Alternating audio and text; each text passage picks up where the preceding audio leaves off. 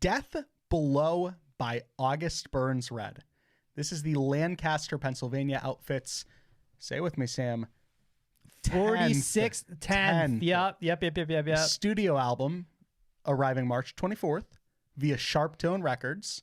It's their first release on that label. We've spent some time with Fearless Records, some time with Solid State, but we have a new home. Again, Sharptone Records. Death Below consists of 12 tracks, clocks in at around 54 minutes, and is the much anticipated follow-up to 2020 COVID, the Guardians LP. It's just Guardians. I don't know why I added the. It just sounded more natural to me.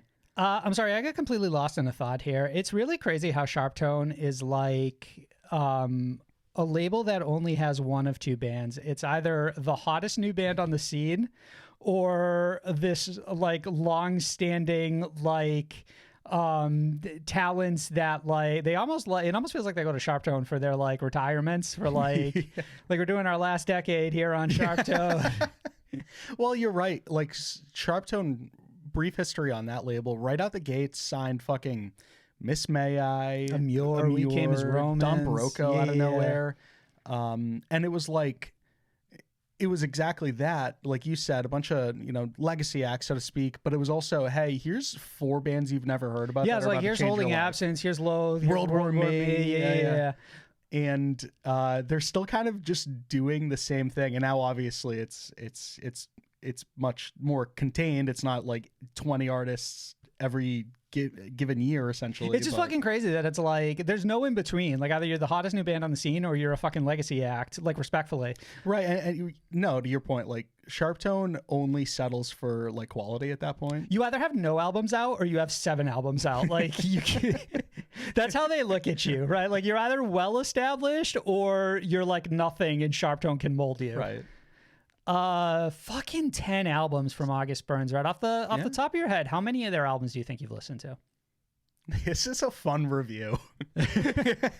So, I think, longtime listeners will know that, you're the August Burns Red number one enemy. Shut the fuck up. Shut up. No, what I was going to say is that, have been covering August Burns Red probably for the duration of at least State of the Scene. Maybe not those earlier years when we had like a different name and a different show, whatever, but like we've covered like the last 4 albums, I think. And I'd say it's probably safe to say I've probably heard 5 total. Yeah. I also like think half? 4 or 5 sounds about right. Maybe 4 or 5, like 5 including this one. Are we counting Christmas albums? No, Christmas albums. Because if it's Christmas albums, I've heard 10. I don't count like Legend of Zelda fucking cover albums. I remember at some point somebody asked me, they were like, "What do you think about August Burns Red?" And I'm like, I don't mind them. And they're like, "Well, you got to go back and listen to those old albums." And I'm like, you got to check out Messenger. All right, I'm gonna go back and listen to Messengers. I'm gonna see how I feel about it. And I still strongly remain that I think August Burns Red is a band that's actually gotten significantly better with each albums. I kind of go back to their old stuff, and I'm like, yeah, I'd much rather listen to this album that I have right here in front of me. That's a great perspective. So with that in mind, have August Burns Red gotten better with this brand new album, Death Below? It's such a weird question because I like that we're both dodging. Has August Burns Red gotten better? I don't know. On paper, I don't think they've changed at all. They haven't changed in 10 years. Like I look at this band and they are the same band that was out like a decade ago, but like I guess it's one of two things. Either my impression of this band has shifted and like they've managed to like shifted how? In that I enjoy them a lot more than I used to. Like newfound appreciation? Yeah, a little album bit. To album? Yeah, sure. Right. Like, I think that's fair. Like I go into an August Burns Red album kind of with the same outlook every time. I'm going to be like, worst case scenario breakdowns, right?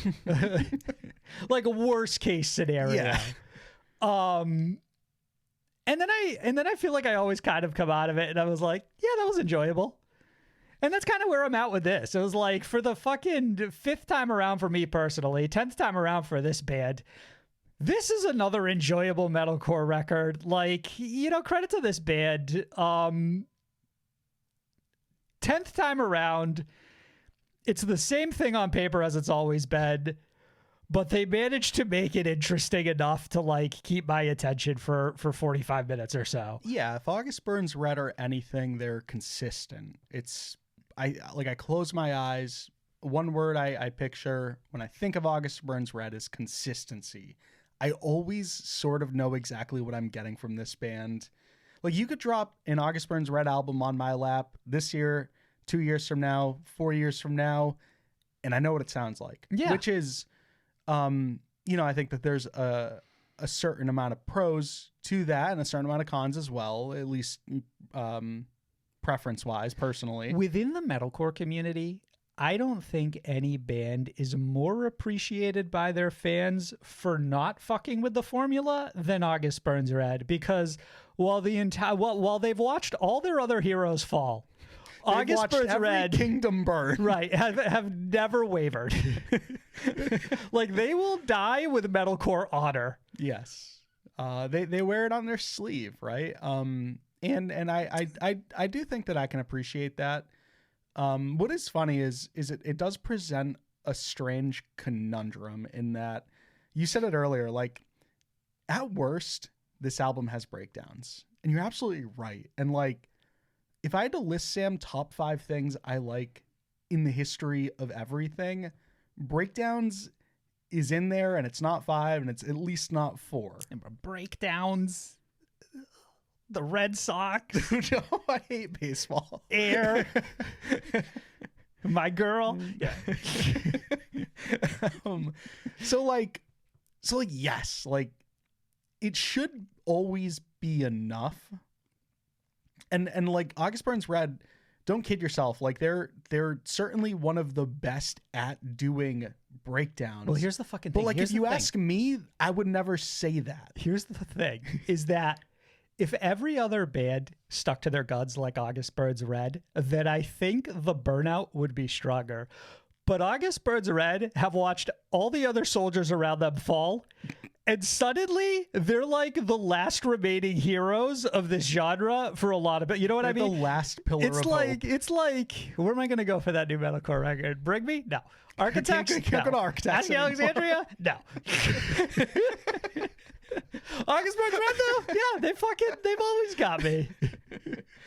And like, man, honestly, I think that they're one of the most talented bands in this scene. Like, from just a like individual standpoint, I think their vocalist is really great at screaming. Like, I can't deny that. Their guitarist, really great at riffing, really great at soloing. Same with the percussionist, the drummer. Like, that percussion be percussioning. Well, that's just the thing. It's like, sooner or later, when you do the same thing over and over and over again, like, your floor is that, like, you're gonna always be pretty good at it. Like, you at know some what point, I mean? you refine it so much that like, there's nothing really left to refine. You're just fucking incredible at it. Yeah. So on paper, like, this is the greatest band of all time. They've mastered the technique. In practice, I just sort of appreciate them, and that's kind of it. And I think that still sort of follows into this new album for me. The biggest piece is I think it's by virtue of comparison, because there's not as much of this as there used to be. I kind of end up appreciating them a little more each time. Yeah. So suddenly August Burns Red comes out with the most straight ahead record, and by virtue of that, it ends up kind of feeling different than a lot of other bands. So it's like, yeah, maybe there's not a ton like this, you know? A question I had for you. This band doesn't even like melodies, you know what I mean? A question I had for you is that, so I went into this album and I was like, okay, it's me. I think it's me. I think the problem lies within me, because everyone else that I ask, every sold out date that I look at on this band's Twitter and on their socials tells me that they're perfect, they're beloved. And I'm like, yeah, whatever. August Burns Red are fine. They're cool. I like them. They're okay. So I went into this album and I was like, okay, so I'm going to challenge myself to find things that I really appreciate that I maybe otherwise just like I can't go into this album just pressing play. Like, I need to actively listen to maybe the nuances of it and the things happening in the background or the lyricism, and I really have to challenge myself to find maybe something that I really appreciate about this Something band to latch on that's to. less surface level, right? And less breakdown wise. And I guess one thing that I'll say about this album that I feel like I haven't really caught on to in the last couple is like, I think there's a little bit more risk-taking creativity-wise throughout. Give me your examples. So I've got a couple. So Premonition, the opening song on this record, is by and large, Sam, almost a fucking Silent Planet song. They do some spoken word stuff on here. Not like... It's not all of it. Not excessively, no. right? But when they do, it really works. Probably, and I think it works mostly because outside of like the Spencer Chamberlain feature, I think it's the only time where there's really a range in like the vocal dynamic. So and that was going to definitely or like be, a point of contrast. That was certainly going to be like the next best example I can provide. And that's, that's something that a lot of people have heard because it's a lead single off of this record, Reckoning, featuring Spencer Chamberlain, Under Oath. And it's certainly a different taste to August Burns Red because you've got Spencer just straight up sort of singing on it. And it still has all of the marks of an August Burns Red song. Like those breakdowns are still there. It's 7 minutes long, so that counts too as an August Burns Red track. I don't want to say you're reaching, but it does feel no. like I don't want you to misunderstand. Like I'm not saying I successfully completed my challenge to myself. Okay, but like, dude, I'll be honest with everyone, the entire audience, like. I did my fucking best. Like, I'm not coming onto this show to tell you that, like, I just straight up don't like August Burns Red or anything. I do. Again, I like them, but I did my best this time around. Like, I don't know if I did my best on, like, Guardians, but I did my best this time around. Like, I like... You met August Burns Red on their terms. Like, I put myself into, like, a deprivation tank and focused like solely on the lyrics for 30 minutes. And I walked away and I was like, yeah, those aren't like world breaking. Those are fine. Like there's a cool couple of moments of like emotional gravity in there. And that really does help kind of like, especially with Premonition, that opening track does do a great job of like establishing a tone for the record and whatnot. But like ultimately I walk away from that and I'm like, all right, whatever. Like, okay, let me focus on the drumming on this next listen. Like maybe that's going to really blow my mind. And I like focus on the drumming and I'm like, no, that's still just a lot of drumming. And I'm like, all right, what about vocals? And I'm like, well, he's sort of doing the same thing he did on the last record and the one before that.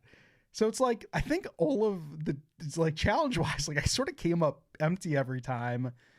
It's probably the most like attention that I've paid to an August Burns Red album throughout like their career of the albums that I've heard. And like, I think I certainly appreciate them slightly more, but it's like, I'm not going to kid myself into telling you that any of those challenges were successful. Like, I don't think that anything that I set out to do, I succeeded on in terms of convincing myself. But you meet the band on their terms, right? Yeah. They're not looking to really push the envelope. Like, Reckoning is a pretty epic closer. I really liked it. And the spoken word stuff that you get in like Premonition and Revival, I think really works in this band's favor. But the fact of the matter is this band is doing what has worked for them for years. Right. Their guitarists are 8 really fucking good at noodling. Yeah, the other 8 or 9 tracks on here are August Burns Red songs. Like that's just take that at face value. Breakdowns make my fucking brain go burr. It's like I'm never really disappointed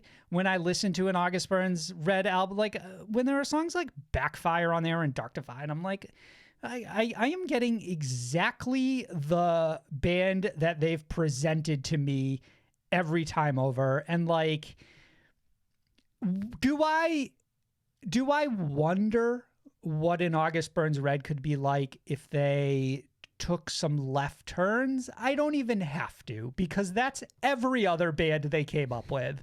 So if I wanted to know, I would just go listen to all the other bands that sounded like August Burns Red still do, but have shifted and, changed their style and maybe modernized in a lot of ways. I thought you were going to say something a lot more definitive, like Do I? No, because they're never gonna do it. I don't think they are at this point. And it's like, I'm not going to say like 100%, but at this point, like 10 albums into their career, and August Burns Red pretty much sounds like August Burns Red. Like the August Burns, like you can dip out of this band for 5 years, come back, and they sound exactly like you remember them.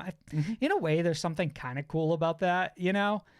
It's slightly comforting. Do I feel like when I score a record, I often lean towards rewarding the risk takers? Well, sure. Inherently, like it's called a risk for a reason, and a lot of bands can sometimes succeed at those, and I think that it's important to acknowledge those risks. But like overall, what works about this, maybe more so than other records? I really like the features on here. I think Jason Richardson comes in absolutely fucking swinging on Tightrope. Too good.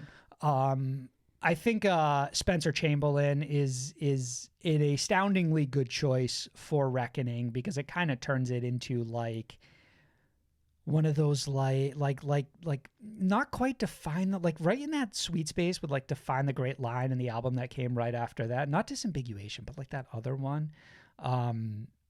Like there's that weird like experimental like Under Oath where they started to fuck around with shit. And August Burns Red touches on that, but in a way that's almost like paying homage to Under Oath. And then The Abyss featuring JT from Era is like, yeah, it's a no-brainer. It's the most fit like a glove feature that ever was. It's the fucking double down of metalcore, because it really is just like the same vocalists back to back, right? Like teaming up to kind of like multiply themselves. So like in general, like I listen to this record and I find it to be a really enjoyable metalcore experience. This for me is like a clean 3 out of 5. Good time. Not really moving the needle significantly for me, but I'm willing to sit here and appreciate August Burns Red for the band that they are. Yeah, I think that if there's anyone fiending for us to start getting real creative with like stars or rankings at the moment, this isn't that. Like I'm gonna agree wholeheartedly. This is a 3 out of 5. And a lot of it does, again, just come down to personal preferences and what exactly you and I are looking for in a lot of the music that we're currently consuming. And like, I'm not going to knock August Burns Red for just doing what they do pretty well. I cannot deny that. I think that's absolutely the case on this new album. But it's a 3 out of 5 for me. Like, I'm not going to give it a 1 out of 5 because I don't love it. Like, again, I do like this album a fair bit. But I'm also not going to give it a 5 out of 5 because I don't think that this is going... It certainly did not change my life. It might change someone out there's life. Recommended for fans of metalcore, honestly. Yeah, recommended for fans of metalcore. Middle of the road, right down there. It's pretty solid. Like, it's kind of everything that the singles are leading you to believe. Yeah, exactly. Suffer in Heaven by Chelsea Grin.